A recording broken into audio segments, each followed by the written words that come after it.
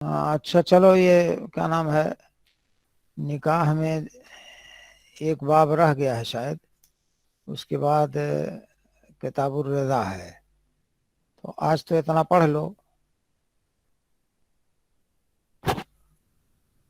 غیلا والا آج پڑھ لو، پھر دیکھتے ہیں، ٹھیک ہے؟ جی شیخ. ہاں. باب جواز الغیلہ. بسم الله الرحمن الرحيم.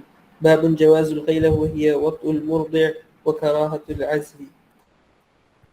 وحدثنا خلف بن هشام قال حدثنا مالك بن أنس قال وحدثنا يحيى بن يحيى واللفظ له قال قرأت على مالك عن محمد بن عبد الرحمن بن نوفل عن عروة عن عائشة عن جدامة بنت وهب الأسدية أنها سمعت رسول الله صلى الله عليه وسلم يقول لقد هممت أن أنهى عن الغيلة حتى ذكرت أن الروم وفارس يصنعون ذلك لا يضر أولادهم. قال مسلم وأما خلف فقال عن جدامة الأسدية والصحيح ما قاله يحيى بالتالي. بسم اللہ الرحمن الرحیم، الحمدللہ رب العالمین والصلاة والسلام علی رسولہ محمد وعلی آلہ وصحبہ اجمعین، اما بعد. سند کے اندر دو لطیفے ہیں، ایک تو واللفظ لہو، یہ بھی نہیں، اس کو کہیں گے دقیق علمیہ، اس کو دقیق علمیہ کہیں گے.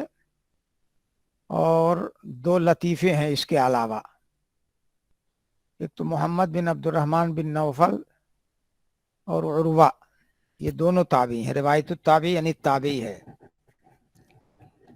یعنی دو تابعی ہیں سند کے اندر جو ایک دوسرے سے روایت کر رہے ہیں، اور دو صحابی بھی ہیں یا کہیے صحابیہ ہیں، ایک ام المومنین عائشہ رضی اللہ عنہا، دوسرے جدامہ بنت وہب اسدیہ.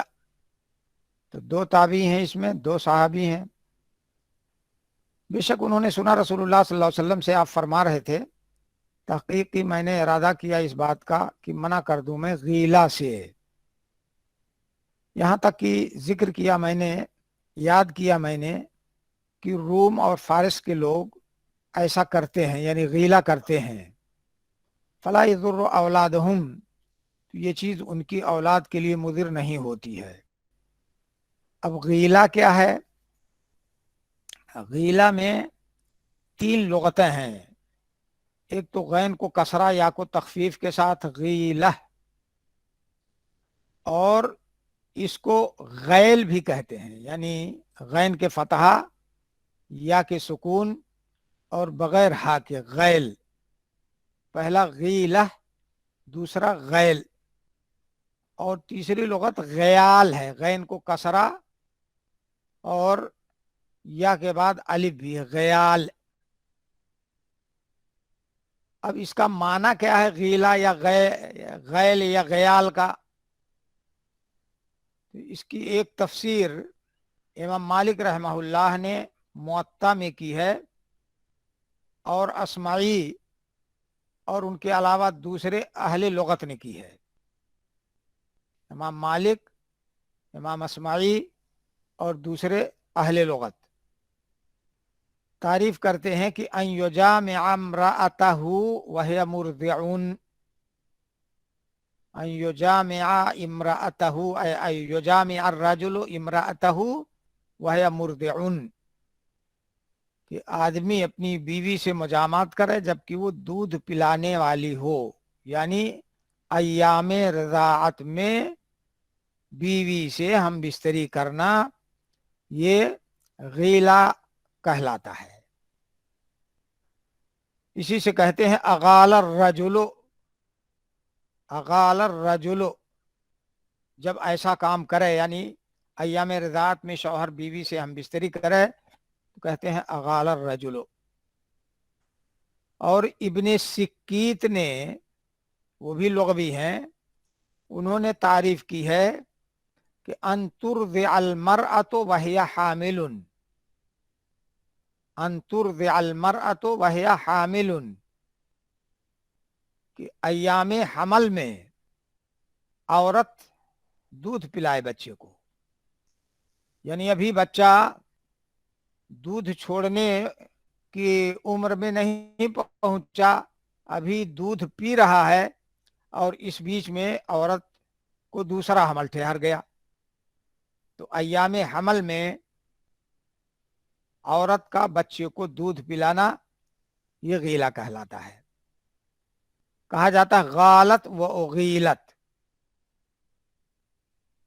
یہ دونوں چیزیں، یعنی ایام رضاعت میں مجامات کرنا یا عورت کا ایام حمل میں بچے کو دودھ پلانا، اس وجہ سے لوگ اس سے بچتے تھے کہ ہو سکتا ہے بچے کے لیے یہ صورت، یہ چیز مضر ہو۔ اب اللہ کے رسول صلی اللہ علیہ وسلم نے شروع میں ارادہ کیا کہ میں نے سوچا کہ اس سے منع کر دوں، لیکن پھر میں نے یہ دیکھا کہ روم اور فارس کے لوگ ایسا کرتے ہیں، یعنی ایام رضاعت میں وہ بیوی سے ہم بستری کرتے ہیں، یا ایام حمل میں عورت بچے کو دودھ پلاتی ہے، لیکن ان کے بچوں کے لیے مضر نہیں ہوتا ہے، بچوں کو کوئی نقصان نہیں پہنچتا، اس لیے میں نے منع نہیں کیا۔ تو معلوم ہوا کہ ایام رضاعت میں ہم بستری کرنا جائز ہے۔ یہ بھی معلوم ہوا کہ ایام حمل میں عورت کا بچے کو دودھ پلانا جائز ہے۔ اب اس میں ایک نام آیا تھا جودامہ، امام مسلم رحمہ اللہ نے اوپر جودامہ دال کے ساتھ ذکر کیا ہے، آگے کہتے ہیں کہ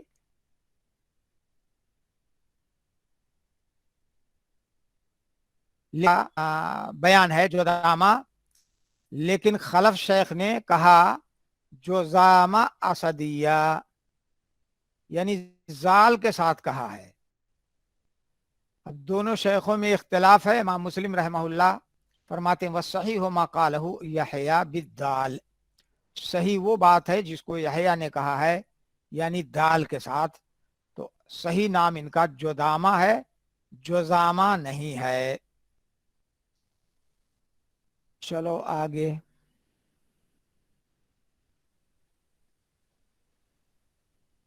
ہاں بیٹا چلو۔ قال حدثنا عبيد الله بن سعيد ومحمد بن أبي عمر قال حدثنا المقري قال حدثنا سعيد بن أبي أيوب قال حدثني أبو الأسود عن عروة عن عائشة عن جذامة بنت وهب أخت عكاشة قالت حضرت رسول الله صلى الله عليه وسلم في أناس وهو يقول لقد هممت أن أنهى عن الغيلة فنظرت في الروم وفارس فإذا هم يغيلون أولادهم فلا يضر أولادهم ذلك شيئا ثم سألوه عن العزل فقال رسول الله صلى الله عليه وسلم ذلك الوعد الخفي. وزاد عبيد الله في حديثه عن المقري وهي وإذا الموءودة سئلت. یہاں بھی دو لطیفے ہیں، دو تابعی ہیں اور دو صحابیہ ہیں۔ ابو الاسود یا ابو الاسود دولی ہیں جو نحو کے موجد ہیں، علم نحو کے موجد، ابو الاسود دولی یا دیلی، اور دوسرے عروہ، دونوں تابعی ہیں، اور ام المؤمنین عائشہ اور جودامہ یہ دونوں صحابیہ ہیں۔ جودامہ کون ہے؟ اخت عکاشہ بن محصن رضی اللہ عنہ کی بہن ہے، سگی بہن نہیں ہے، ماں شریک بہن ہے، یعنی دونوں کی ماں ایک ہے، باپ الگ ہیں۔ انہوں نے کہا کہ رسول اللہ صلی اللہ علیہ وسلم کے پاس میں حاضر ہوئی کچھ لوگوں کے ساتھ، اس حال میں کہ آپ فرما رہے تھے تحقیق کہ میں نے ارادہ کیا کہ منع کر دوں غیلہ سے، تو میں نے غور کیا روم اور فارس والوں میں تو وہ لوگ غیلہ کرتے ہیں اپنی اولاد کے ساتھ، یعنی اولاد کے دودھ پینے کے زمانے میں غیلہ کرتے ہیں۔ فلا یضر ذلک اولادہم شیئا، تو یہ ان کی اولاد کو کچھ نقصان نہیں پہنچا رہا ہے، اس وجہ سے منع نہیں کیا۔ یہ بات ہو گئی غیلہ والی. ثم سألوه عن العدل، پھر صحابہ کرام نے آپ سے عدل کے بارے میں سوال کیا کہ عدل کرنا کیسا ہے. تو رسول اللہ صلی اللہ علیہ وسلم نے فرمایا ذالک الوعد الخفی، یہ وعد خفی ہے. وعد بچی کو زندہ درگور کرنا. وعدہ یعد وعدن وَإِذَا الْمَوْعُودَةُ سُئِلَتْ، تو وعد خفی سے اشارہ اسی آیت کی طرف ہے کہ یہ وعد خفی ہے، یعنی مخفی طریقے پر بچی کو زندہ درگور کرنا ہوتا ہے. تو اس کو وعد سے اس لیے تعبیر کیا ہے کہ یہ قطع نسل کا ایک طریقہ ہے. یعنی جیسے عرب والے پیدائش کے بعد بچیوں کو زندہ درگور کر دیتے تھے، اسی طرح سے آدمی کی نیت یہ ہوتی ہے کہ اس کی بیوی حاملہ نہ ہو، اس لیے وہ عزل کرتا ہے. تو چونکہ اس کا قصد و ارادہ ہوتا ہے کہ بچہ پیدا نہ ہو، اس وجہ سے اس کو وعد سے تعبیر کر دیا گیا. باقی جائز ہے. عبید اللہ نے اپنی حدیث میں زیادہ کیا ہے مقری کے واسطے سے، وَإِذَا الْمَوْعُودَةُ سُئِلَتْ، یعنی وعد خفی سے اشارہ ہے وَإِذَا الْمَوْعُودَةُ سُئِلَتْ کی طرف. اب اس کے بعد 2 سندیں ہیں لیکن وہ بھی اسی کے ہم معنی ہیں، اور اس کے بعد ہے کتاب الرضا. تو